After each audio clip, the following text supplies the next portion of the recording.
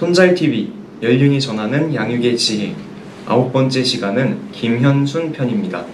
안녕하세요. 저는 진행자 김상현입니다. 네, 안녕하세요. 저는 오늘의 주인공 김현순입니다. 그러면 시작할까요? 먼저 오늘의 주제를 말씀해 주세요. 네, 둘의 소반 위에 꽃 피운 양육의 지혜입니다. 둘의 소반이 무슨 뜻인가요?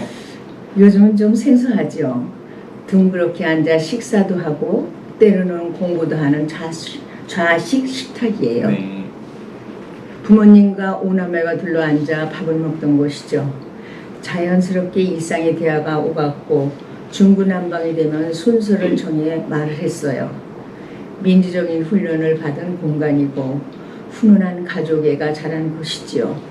밥은 아버지께서 술을 드셔야 우리도 먹었어요. 우리는 대대로 카톨릭 집안이고 서로 격려하며 화목하게 살았어요. 저는 싸우시는 부모님을 한 번도 본 적이 없어요. 부모님은 어떤 분으로 기억하시나요? 아버지는 수험분으로 3남매의 장손인데 작은 규모로 마카오와 수산물 무역을 하셨어요. 동네 일이라면 발벗고 나서 도와주셨던 덕장이셨죠. 어머니는 경기도 이천 서씨 집성촌에서 6남매 막내로 태어나셨는데 성품이 조용하고 두뇌가 명석해서 한학을 배우셨대요. 우리 엄마는 무엇이든 물어보면 답을 척척 알려줘 엄마를 살아있는 사전이라고 불렀어요. 나는 어려서 그런 엄마의 비서였는데 무척 자랑스러웠죠. 그러셨겠어요. 어릴 때 기억이 많으실 것 같은데 어떤 것이 있나요? 우리 형제는 방학이면 시골 외가로 갔죠. 일단 큰 외삼촌 댁에 짐을 풀고 온 동네 친척 집을 오가며 놀았어요. 이 집 저 집에서 맛있는 걸 해주셔서 서울 손님 대접을 받았죠. 큰 독이 가득했던 연시며 김이 모락모락 나는 인절미 콩 굽는 생각이 나요. 외가가 시골에 있어서 도해지에서 못 본 토속적인 것을 많이 경험했죠. 6.25 때는 온 식구의 피난처였어요. 나는 이걸 설성 초등학교를 1년 다녔는데 다행스럽게 졸업 때 도지사상이란 5가지 상을 받아 내 평생 자양분이 되었죠. 그때 국가고시를 쳐서 서울 4대 부석중학교에 합격했으니까요. 와, 그때가 전쟁통이었는데 중학교는 어디에 있었나요? 당시 학교는 서울에서 부산으로 이전했어요. 마침 큰오빠네 애가 직장 따라 부산에 있어 3남매가 갔었죠. 부산 보수동 상기숙에 있던 바라크 교실에서 꿈 많은 여중생이 된 거예요. 나는 꿈이 정말 많았어요. 공부는 물론 웅변, 글짓기, 서예, 연극, 노래를 제법 잘했어요. KBS 사택에서 5 식구가 좁은 집에 지냈지만 행복했어요. 전쟁 중에 생각도 못한 행운이었죠. 그러네요. 그럼 공부를 잘하셔서 좋은 대학을 가셨겠네요.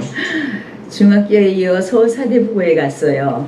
성적이 우수해서 모두 서울대 합격할 거라고 했는데 낙방을 했지 뭐예요. 내 인생의 최초의 시련이었죠. 서울대 외에는 쳐다도 안 보고 바로 국립도서관 공무원이 되었어요. 그곳에 근무하며 문학서적을 많이 봤죠. 그때 서울대만 가야 한다는 오만을 지금도 후회하고 있어요. 그 후 서강대 성서대학에서 신앙을 위해 3년간 공부한 게 학력의 전부지요. 참 아쉬우셨겠어요. 그러게요. 서울대가 전부가 아닌데 말이죠. 실은 비밀이 하나 있는데 서울대 떨어진 건 아마도 2학년 만에 깊은 사랑에 빠졌어요. 네. 그 풋사랑은 어떻게 되었나요? 사랑했으면 응당 책임을 져야죠. 종가 때 호르몬이의 장남이라 결혼을 못할 뻔했는데 7년 만에 했어요. 나는 가정교육 덕분에 결혼생활이 원만했고 2남 2녀를 두었는데 아이들은 연대, 서울대, 서강대, 이태리 유학으로 안정된 직장과 가정을 꾸미고 있어요. 손주는 7명인데 건대, 카이스트, 서울대를 졸업하여 대기업에 종사하고 있는 애들이 3명, 현재 대학생 재학이 3명, 그리고 막내가 2해의 수험생이지요. 자녀 양육에서 저희가 강조한 것은 거짓말 안 하기, 숙제는 꼭 하기, 약속은 꼭 지키기, 이 세 가지인데 덕을 많이 보았어요. 그렇겠네요. 순탄한 결혼 생활을 하셨나 봐요. 결혼 15년 무렵 남편이 귀속 강산을 하다 부도가 났어요. 시아버님이 손수지은 큰 한옥을 날렸죠. 칠순의 노모와 네 아이를 데리고 갈 곳이 없게 되었어요. 생전 처음 그것도 겨우 세 집을 얻었죠. 시댁이 석삼직이 분호이었는데 모두 잃어 덕을 못 받고 내가 운영하던 양품점도 남편 사업 대출로 문을 닫아야 했어요. 마침 잘 나갈 때 들었던 4건의 보험을 해약하려는데 보험 설계사가 오히려 보험회사 입사를 권했어요. 그동안의 인맥과 신뢰를 바탕으로 노력하니 실적이 좋았고요. 다시 18개월 만에 대지 57평 집을 샀어요. 대가족의 안식처를 만든 거죠. 다행이네요. 그 후 보험회사 일은 계속 잘 하셨나요? 입사 5년 만에 획기적으로 지점장이 되었어요. 아이들 장학금이 대학까지 나왔죠. 작은 점포를 대형 점포로 키우고 사원소득을 상승시켜 모금사원상, 사내 최대 강의상, 최우수상, 최고 기록상을 줄줄이 받으며 23년을 근무했어요. 정년을 3년 연장 받으며 전국 관리자 대상도 받았죠. 당신은 꿈만큼 성공할 수 있다는 책을 4번을 찍어서 16,000부가 팔렸어요. 그냥 된 것이 아니고 온 힘을 다한 결과죠. 그 바탕은 정직과 성실, 신뢰였죠. 둘의 소반에서 만들어진 인생의 결과라고 봐요. 그리고 초등학교 때부터 웅변을 하고 작은 성공의 경험이 자신을 키워주기도 했고요. 네. 바쁘게 일을 하셨는데 자제분들은 어떻게 성장하셨나요? 그때 대화할 시간이 부족했어요. 그래서 꼭 할 말은 도시락 편지를 썼는데 아이들의 반응이 아주 좋은 거예요. 아이들에게 가사의 분담도 시킨 것도 가족이 화합하는 계기가 되었죠. 학업은 스스로, 모르는 것은 누나들이 지도했고 아빠는 매주 대청소, 저는 일주일 도시락 반찬과 식사제 준비, 어머니는 집안 살림을 도우셨어요. 이 속에서 아이들은 멋지게 잘 컸지요. 와, 멋져요. 그냥 시킨다고 되는 게 아닌 것 같은데요?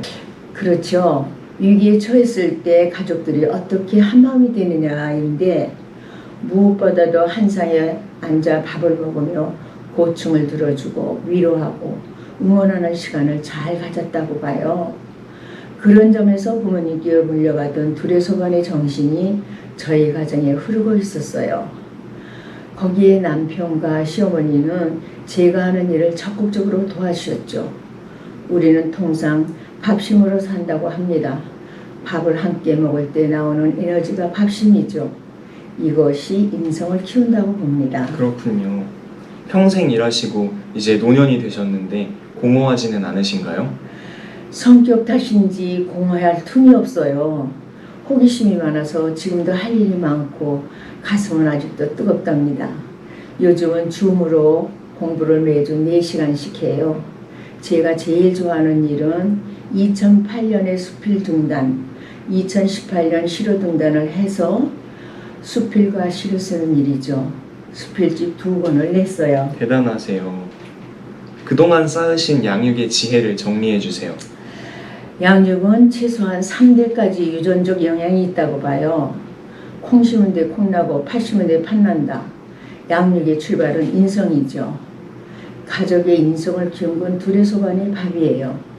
도시락에 넣은 짧은 편지는 인성을 키우는 영양소였죠. 밥심으로 키운 나의 분신, 4자녀 부부 8명, 손주 7은 나의 찬란한 보배들입니다. 교훈되는 말씀 감사합니다. 이번 손잘TV 열린의 양육 지혜는 김현순 편으로 둘의 소반 위에 꽃 피운 양육의 지혜였습니다. 시청해주신 여러분 감사합니다.